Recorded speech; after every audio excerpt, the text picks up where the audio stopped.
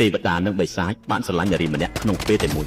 នារីម្នាក់នោះចុងក្រោយបានសម្រេចជ្រើសរើសទេវតាព្រោះតែទេវតាពោពេញដោយភាពល្អនិងពន្លឺពេលជ្រើសរើសរួចហើយបិសាចគ្រាន់តែញញឹមស្អាតហើយដើរចេញទៅដោយមិននិយាយអ្វីទាំងអស់ប៉ុន្តែក្រោយមកឋានលើបានដឹងរឿងនេះទេវតាបានល្មើសច្បាប់ឋានលើដោយមានស្នេហាជាមួយមនុស្សលោក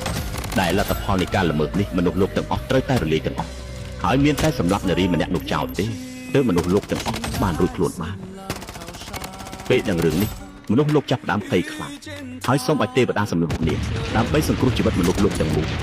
ទេវតាឈឺចាប់ខ្លាំងណាស់ប៉ុន្តែចុងក្រោយគាត់ក៏សម្រេចចិត្តជួយមនុស្សលោកទាំងអស់ហើយសម្រាប់មនុស្សដែលខ្លួនស្រឡាញ់ទាំងឈឺចាប់នារីម្នាក់នោះក៏យល់ស្របជាមួយរឿងនេះដែរព្រោះនាងមិនចង់ឲ្យមានអ្នកណាស្លាប់ដោយសារតែនាងទៀតឡើយនៅថ្ងៃដែលទេវតាត្រៀមលើកដាវសម្រាប់នាងស្រាប់តែមានសម្លេងស្រែកសូមជំនួយលាន់ឮពីឋានមនុស្សទៅពេលទេវតានិងនារីទៅដល់ពួកគេឃើញមនុស្សទាំងអស់ត្រូវបានបិសាចសម្លាប់អស់ទៅហើយពេលបិសាចឃើញពួកគេទៅដល់បិសាចគ្រាន់តែសើចហើយក៏ដើរចេញទៅបិសាចសម្លាប់មនុស្សលោកទាំងអស់ដើម្បីតែការពារមនុស្សដែលខ្លួនស្រឡាញ់ទេវតានិងបិសាចខុសគ្នាត្រង់